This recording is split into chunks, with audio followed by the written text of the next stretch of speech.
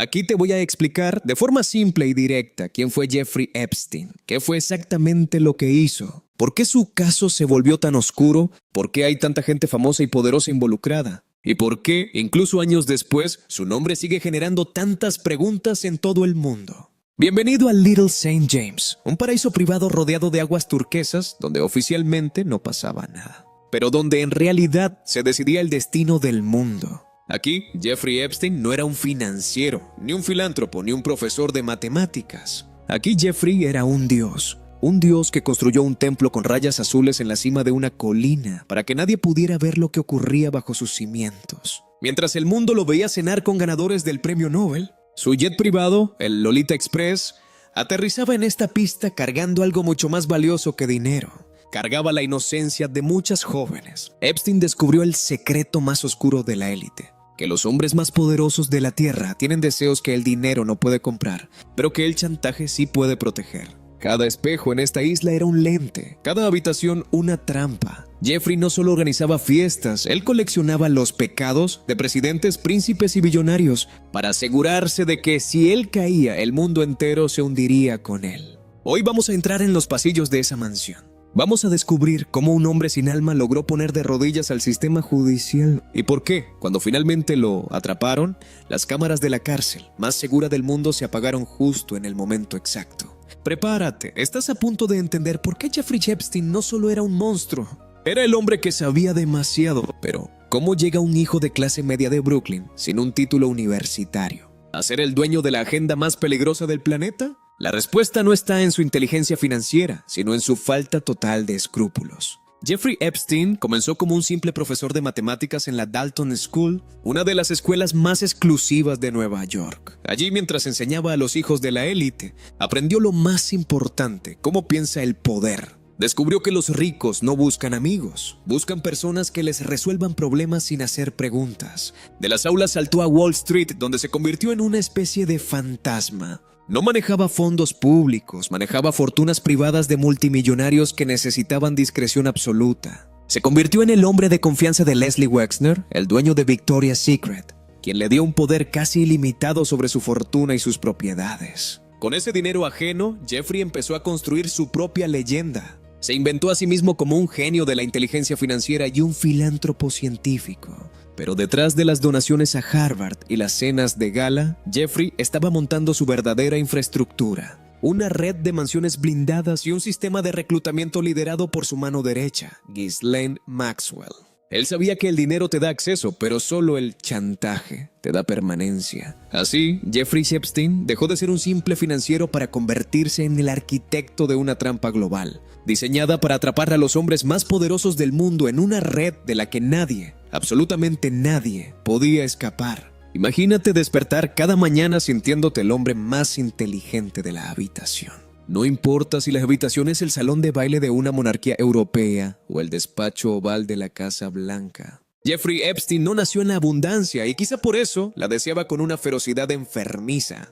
Él no quería simplemente ser rico, quería ser dueño de los dueños del mundo. Jeffrey descubrió muy pronto que el poder tiene un punto débil: los secretos. Empezó su ascenso social mintiendo sobre su currículum para dar clases a los hijos de la élite en Nueva York. Allí aprendió cómo se mueven los hilos. Se dio cuenta de que los hombres poderosos son, en el fondo, esclavos de sus impulsos, y él decidió convertirse en el facilitador de esos impulsos.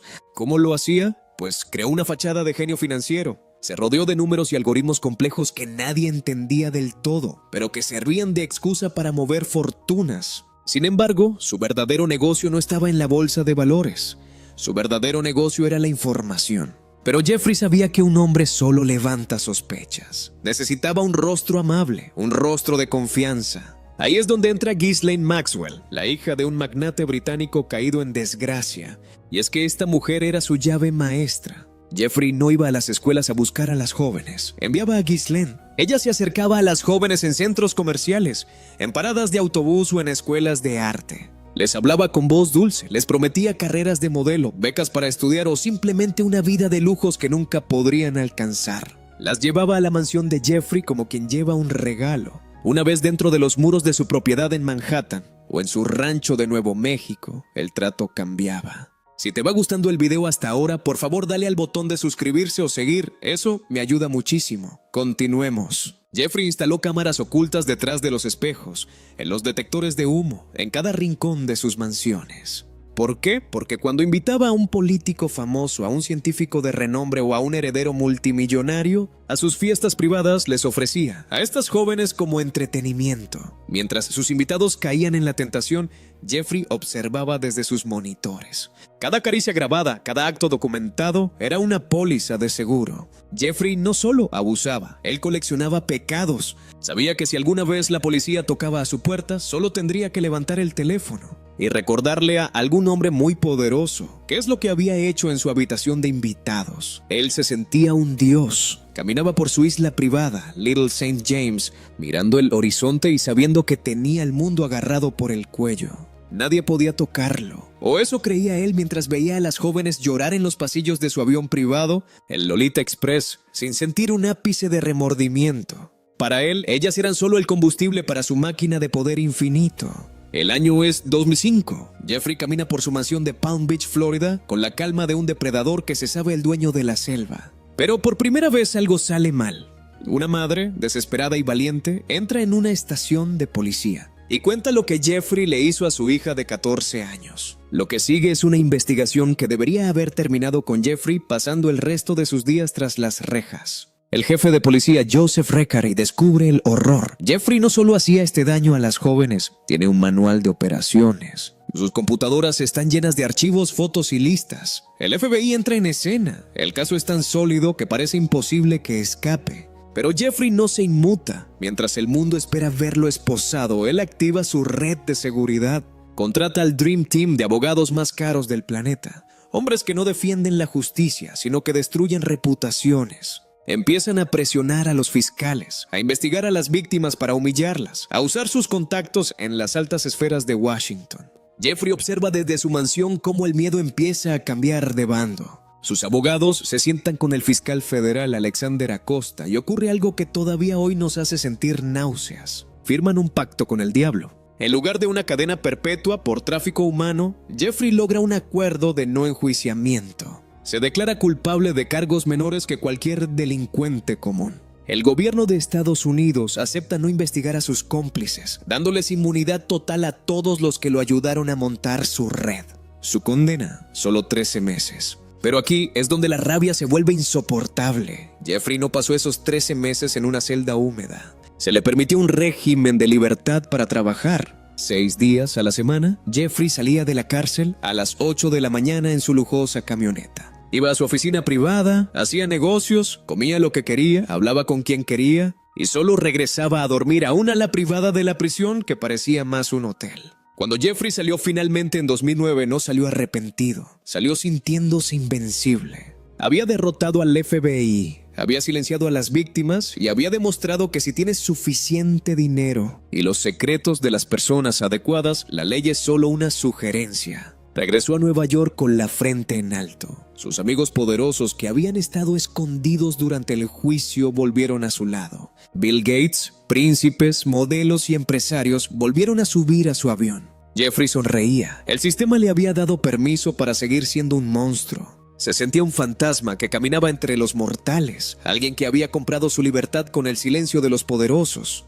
Él creía que la historia ya había terminado ahí. Creía que las jóvenes a las que había destruido nunca tendrían voz. Pero no contaba con que en las sombras, la tecnología, el periodismo y el resentimiento de sus víctimas estaban creando una tormenta que ni todo su dinero podría detener. Jeffrey caminaba por las calles de Manhattan con una seguridad insultante. Para él, los años posteriores a su condena en Florida fueron una vuelta al triunfo. Se codeaba con las mentes más brillantes en el MIT, financiaba laboratorios y su mansión seguía siendo el epicentro de la influencia mundial. Se sentía intocable. Creía que su pacto de silencio con el poder era eterno. Pero mientras él celebraba su impunidad, el mundo estaba cambiando.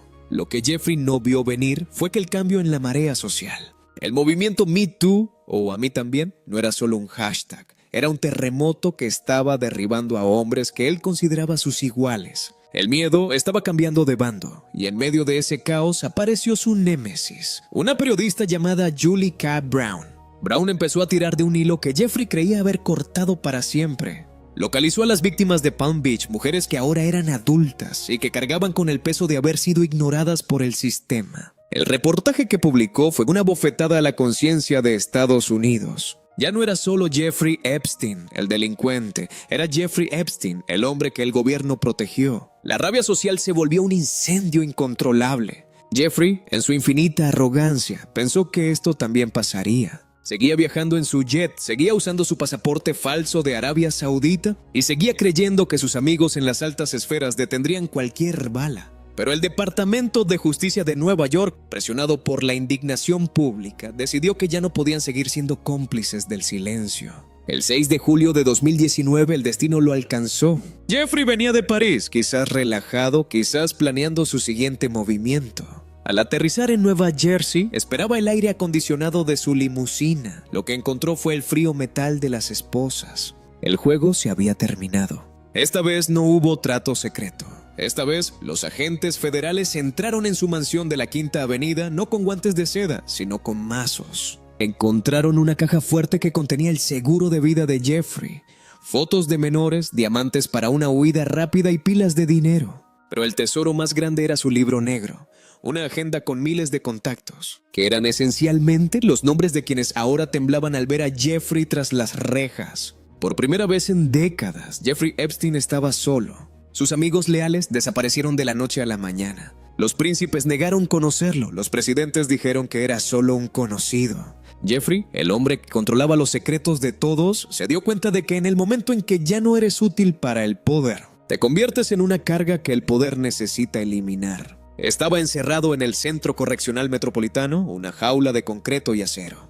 El hombre que volaba sobre el mundo ahora estaba atrapado en una celda de 2x2. Sabía que esta vez no habría una salida de 12 horas para ir a su oficina. Sabía que las víctimas a las que había humillado ahora estaban listas para testificar y mirarlo a los ojos. Jeffrey Epstein, el hombre que una vez susurró al oído de reyes, ahora escuchaba el goteo constante de una tubería en una celda de máxima seguridad.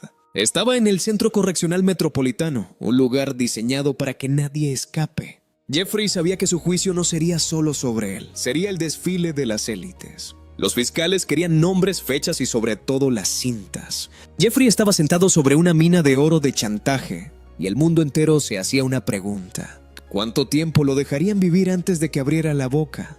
La madrugada del 10 de agosto de 2019 ocurrió una secuencia de eventos que desafían toda lógica estadística. Jeffrey estaba bajo vigilancia especial por riesgo de desvivirse a sí mismo, pero convenientemente esa vigilancia fue retirada. Los 2 guardias asignados a su pasillo se quedaron dormidos durante horas. Las cámaras de seguridad que debían vigilar su puerta sufrieron un error técnico y no grabaron absolutamente nada. Su compañero de celda fue trasladado 24 horas antes, dejándolo solo con sus pensamientos y con su miedo.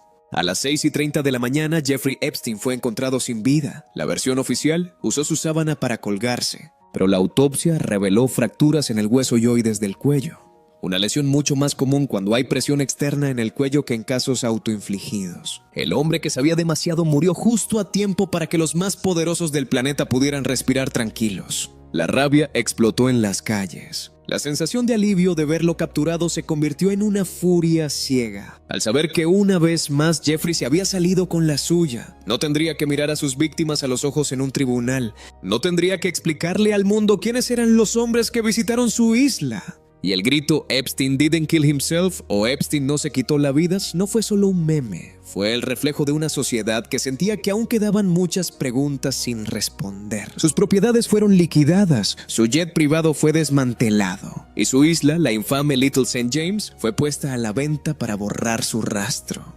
Pero el fantasma de Jeffrey sigue recorriendo los pasillos del poder. Ghislaine Maxwell, su socia y arquitecta de su red, fue capturada y condenada a 20 años. Pero hay una verdad amarga que te deja un nudo en el estómago. Ghislaine fue condenada por reclutar jóvenes para Epstein. ¿Pero para quién más? Los documentos desclasificados recientemente muestran nombres de la realeza, la política y la ciencia. Pero mientras Jeffrey está muerto y Ghislaine en prisión, los otros rostros de las cintas siguen caminando libres, en sus mansiones, esperando que el mundo finalmente olvide. Jeffrey Epstein no fue solo un hombre malo. Fue el síntoma de un sistema podrido que permite que los niños sean moneda de cambio para los poderosos. Su historia no termina con su muerte, sino con la pregunta que todavía nos persigue. Si Jeffrey no murió por decisión propia, ¿quién dio la orden de silenciarlo? Y lo más importante, ¿quiénes son los que hoy siguen escondidos en las sombras, agradeciendo que Jeffrey Epstein se llevara sus pecados a la tumba? Si te ha gustado el video, por favor dale al botón de suscribirse o seguir. Eso me ayuda muchísimo. Hasta la próxima.